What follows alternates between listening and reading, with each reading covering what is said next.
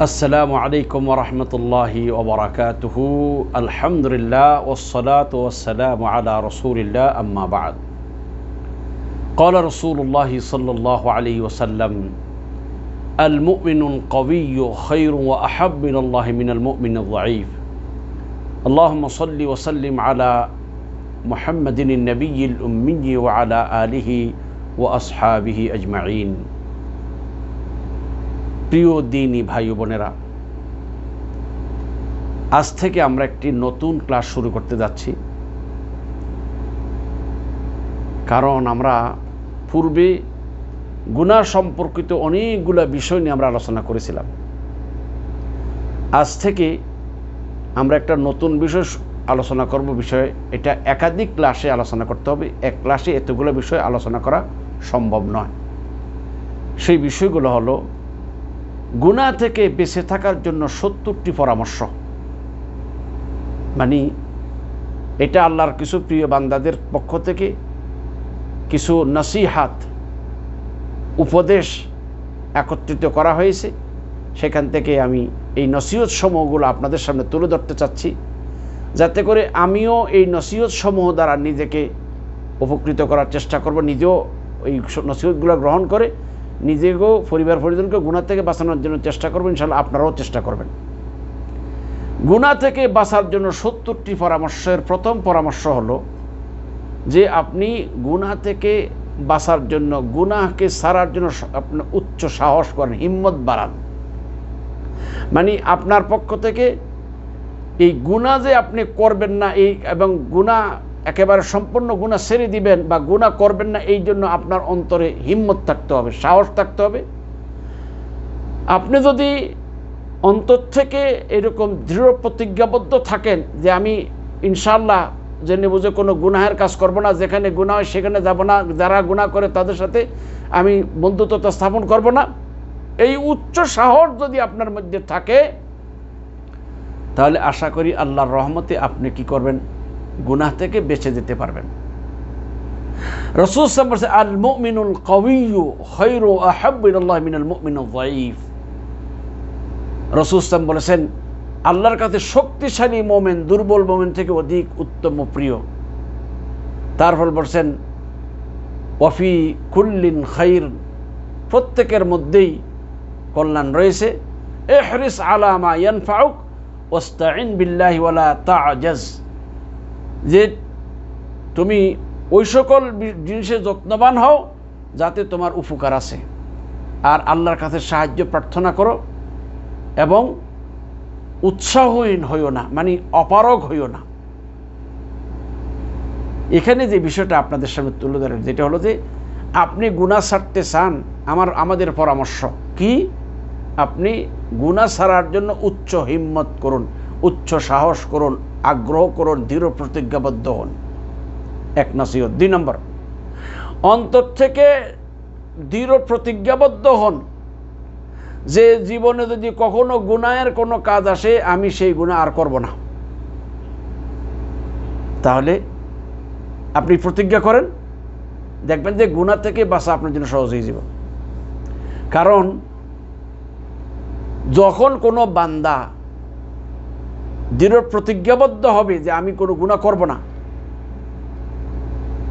তাহলে অবশ্যই আল্লাহর পক্ষ থেকে তার জন্য সাহায্য আসবে। আপনাকে চেষ্টা করতে হবে। আপনি নরম হইলে হবে না, আপনাকে এই গুনাহ ছাড়ার ক্ষেত্রে কঠোর হতে হবে যে না, আমি গুনাহ করব না, আল্লাহর নাফরমানিতে আমি যাব না। তাহলে দেখবেন যে আল্লাহ পাক আপনাকে আল্লাহর রহমতে গুনাহ থেকে বাঁচাবেন। শয়তান আর এত সহজে আপনাকে ধোঁকা দিতে পারবে না। আর কোনো ব্যক্তির অন্তরে যদি কোনো গুনাহের নিয়ত আসে, সে যদি গুনাহটাকে বর্জন করে, তাহলে আল্লাহ তার আমলনামায় নেকি লিখে দিবেন। যেমন হাদিসে আছে, ওমান হাম্মা বিসাইয়্যাতিন ফালাম ইয়ামালহা কাতাবাহাল্লাহু লাহু ইনদাহু হাসানাতান কামিলা। যে ব্যক্তি কোনো গুনাহ কাজ করার জন্য সংকল্প করেছিল, মনে মনে একটা ইচ্ছা করছিল, কিন্তু সে তা বাস্তবায়ন করেনি, মানে এই গুনাহটা করে নাই এবং গুনাহর কাজটা বাস্তবায়ন করেনি, না করার কারণে আল্লাহ তার জন্য একটি পূর্ণ নেকি লিখে দিবেন।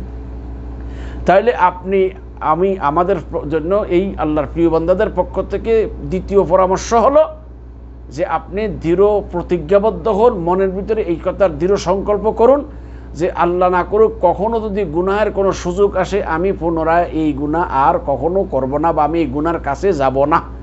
আপনি যদি এই দৃঢ় প্রতিজ্ঞা করেন তাহলে আল্লাহর রহমতে আপনি গুনাহ থেকে বেঁচে যেতে পারবেন।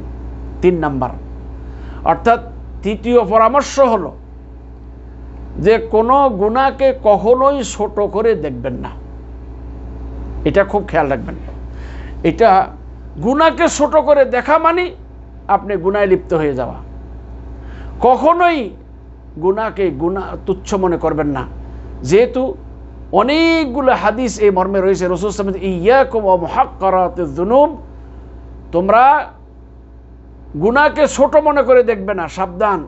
ওই সকল গুনাহ থেকে বেঁচে থাকো যেগুলো ছোট বলে ধারণা করা হবে। অর্থাৎ যে সমস্ত গুনাহকে মানুষ ছোট মনে করে, এই সমস্ত গুনাহ ছোট মনে করে এগুলোতে লিপ্ত হইও না, কারণ ছোট গুনাহে মানুষকে বড় গুনার দিকে নিয়ে যায়।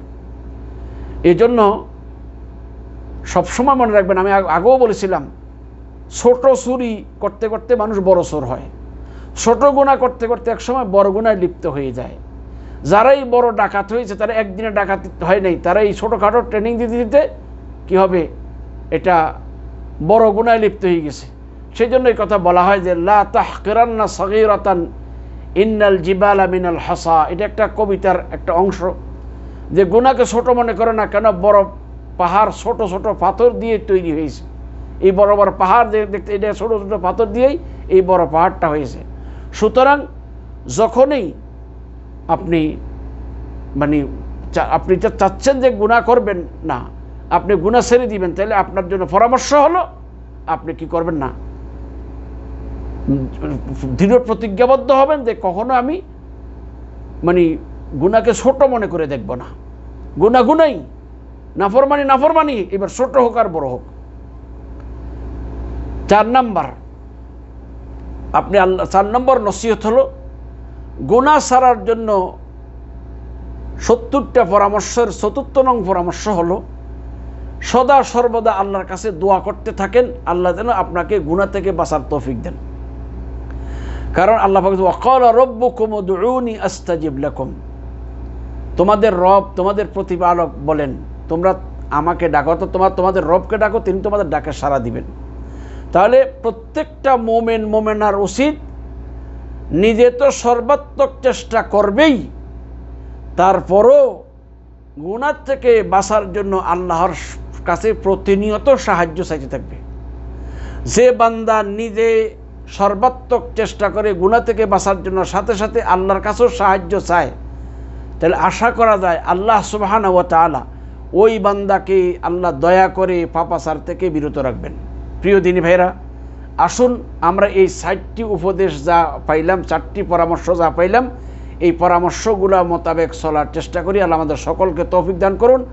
আমিন। ওয়া আখিরু দাওয়ানা আনিল হামদুলিল্লাহি রাব্বিল আলামিন। আসসালামু আলাইকুম ওয়া রাহমাতুল্লাহি ওয়া বারাকাতুহু।